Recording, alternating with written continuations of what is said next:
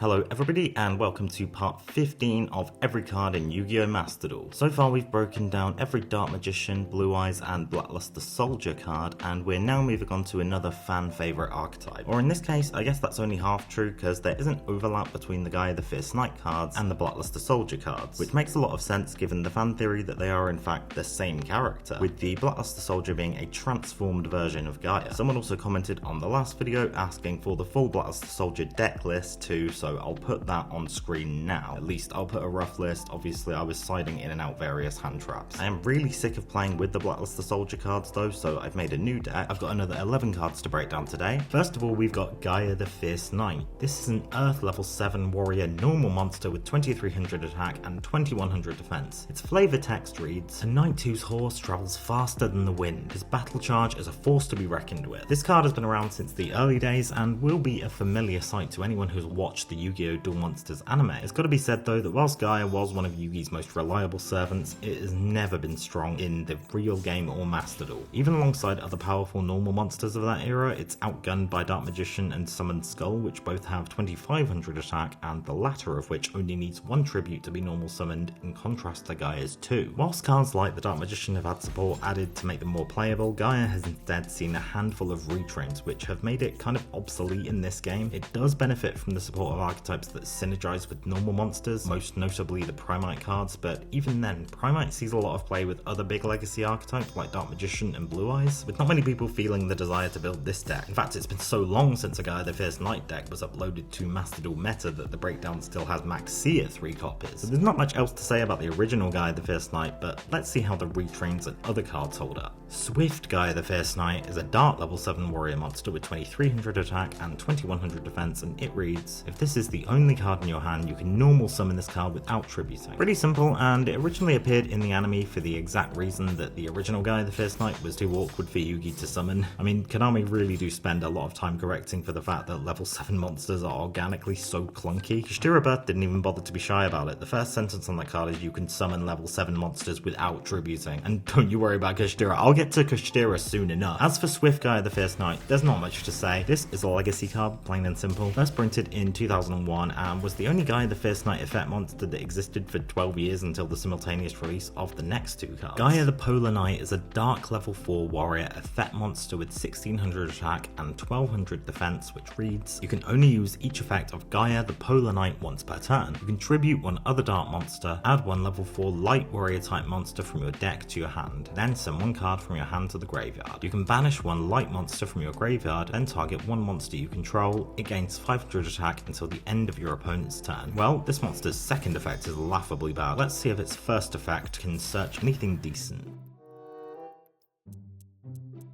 Not much to write home about then, and of course back at the time of its release there were far fewer options, but I'm guessing that the intended target was the next card we're looking at, which was originally released alongside it. Gaia the Midnight Sun is a light level 4 warrior monster with 1600 attack and 1200 defense, and its effect is, you can only use each effect of Gaia the Midnight Sun once per turn. You can tribute one other light monster, add one level 4 dark warrior monster from your deck to your hand, then summon one card from your hand to the graveyard. You can banish one dark monster from your graveyard, then target one monster on the field. It loses 500 attack until the end of your opponent's turn. Now we're really talking. Everyone knows that taking 500 attack from an opponent's monster breaks their spirit. What about dark level 4 warrior monsters?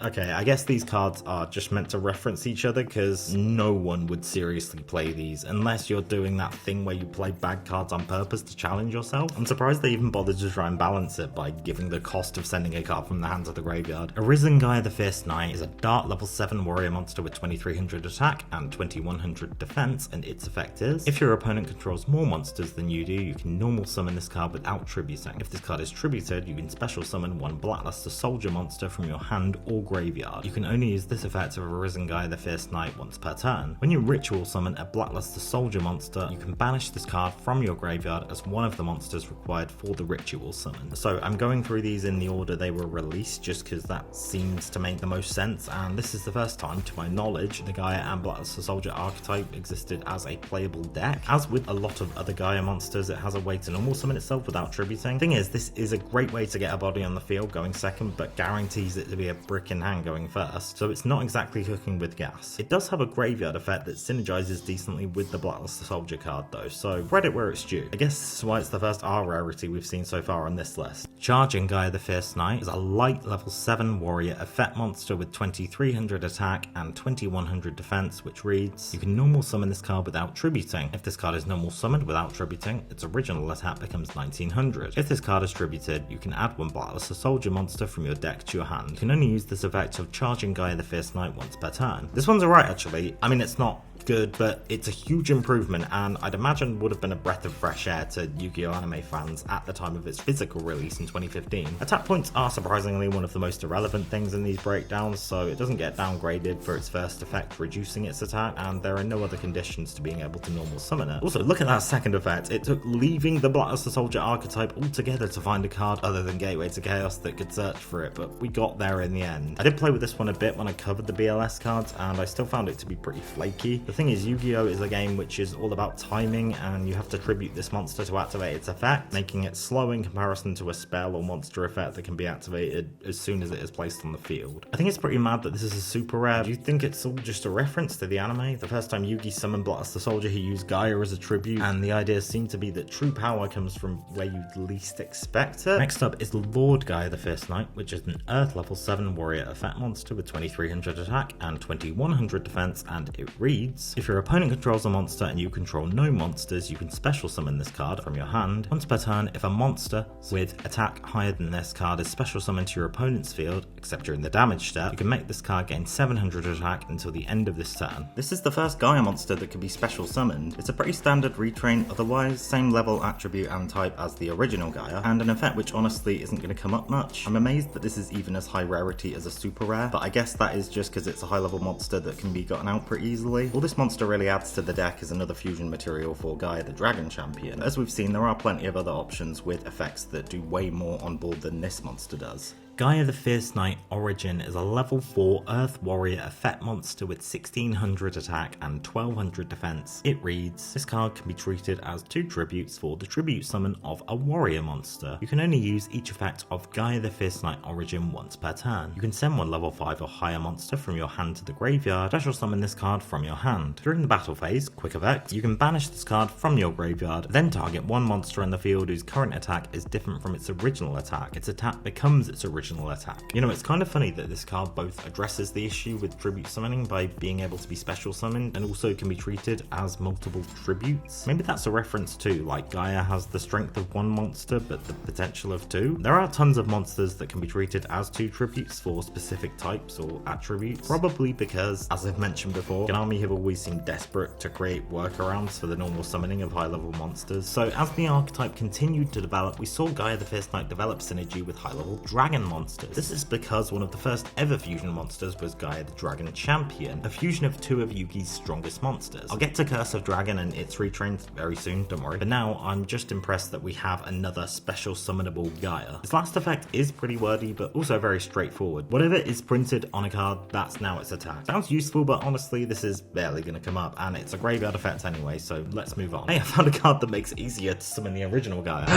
Gaia the Magical Knight is a light level 7 warrior monster with 2300 attack and 2100 defense, which has an effect that reads, this card is also always treated as a Gaia the Fierce Knight card. If you control no monsters, or your opponent controls a monster with 2300 or more attack, you can normal summon this card without tributing. If this card is normal or special summoned, you can special summon one level 5 dragon monster from your hand or graveyard in defense position. You can only use this effect of Gaia the Magical Knight once per turn. Oh, I see what's going on here. They took the effects of some of the other Gaia monsters and combine them with the theme of Gaia being able to summon itself without tributes. This card is pretty cool, and I really think it's the first one that lives up to the title of Yugi's best warrior. The fact that it can summon itself when you control nothing and when your opponent controls a stronger monster than you makes it easy to summon when going first or second. Its second effect is interesting actually, because it can only special summon a dragon that is exactly level 5, not level 5 or higher. I'm guessing they didn't want it to be able to synergize with the Blue Eyes cards. As we get into the rest of the related cards to Gaia, such as Curse Curse of Dragon, the Cursed Dragon, we'll see how these combos work together, even providing some realistic FDK options. Overall, Gaia the Magical Knight is more competent than all of its counterparts. Soldier Gaia the Fierce Knight is a dark level 8 warrior effect monster with 2600 attack and 2100 defense, which reads, quick effect, you contribute one dragon fusion monster. Special summon this card from your hand. If this card is special summoned, you can target one attack position monster on the field, change it to defense position. You contribute this card, add one level 7 or higher warrior monster from your deck to your hand, except Soldier Gaia the Fierce Knight. You can only use each effect of Soldier Gaia the Fierce Knight once per turn. I guess it's pretty cool that this can search out Blacklist the Soldier, but the fact that that's the first thing that comes to my mind when reading this effect probably shows that this isn't about to break into the meta. Its attack and defense are the same as Gaia the Dragon Champion and a bunch of other Gaia extra deck monsters, which I think is why it's pretty awkward to summon. I don't know why they didn't give one of the fusion monsters an effect which did something if the card was tributed. That definitely would have made more sense to me, because I just don't see why you'd go to all the effort of fusing a dragon monster just to tribute it for a card that has very mediocre effects. One thing I want to point out in terms of the lore is that I think this is the most obvious example of Gaia and the Blacklist the Soldier being the same monster, and this being a level 8 gives more credence to that too. I mean, just look at the artwork, they're definitely the same dude. Heart of Gaia is a level 6 Earth Warrior monster with 2300 attack and 2100 defense, and its effect is, this card is always treated as a Millennium and Gaia the Fierce Knight card. If a level 5 or higher monster card is on the field, you can normal summon this card without tributing. The level of any monster your opponent normal or special summons in attack position whilst this card is in your monster zone is increased by 7. When your opponent activates a monster effect, quick effect, you can send one other face-up level 5 or higher monster card you control to the graveyard, negate the activation, and if you do, destroy that card. You can only use this effect off a Heart of Gaia once per turn. This is the newest of all the Gaia retrains, and they finally just bit the bullet and made it a level 6. I'm surprised they did that, and it still has an effect to normal summon itself without tributing. The second effect is kind of random, but would definitely mess with a few decks that rely on the levels of their monsters, and it actually has a negate. Negates are absolutely the most powerful effect. There's no more consistent way of winning than to just stop your opponent from playing entirely, though as time goes on that does vary of course. In other overlapping archetype news, this monster being treated as a Millennium card means it can logically be run with the Exodia cards, although it's hard to see how useful it would be in that deck. Okay, so that's everything for this video. There are more Gaia extra deck monsters, but that's all of the main deck retrains broken down. There's also a handful of spell and trap cards that I'm going to look at in the next episode, as well as the Curse of Dragon monsters. That's kind of the same archetype, I guess. As I mentioned before, it does get a bit hard to pin down one archetype from another at times, especially when it comes to monsters that Yugi used. Almost all of those have connections. The video after next will move on to those Gaia extra deck monsters, and yeah, I'm really bored of saying the word Gaia now too. After that, it will probably be the Millennium cards, unless I decide to move on to the Branded and Fallen of Albaz cards first, but that's quite a big commitment, so we'll see. That's just about everything I've got to say for now, but if you've watched this far, I really appreciate it. I've been posting all the individual segments of these videos on TikTok, and it seems like a lot more people see them there, but it works out because it keeps me motivated to keep making them. And as long as a few people are interested and I haven't smashed my TV after one too many opponents on Master Duel used the disconnect glitch against me, I will keep them coming. I appreciate you watching, and I will see you in the next one.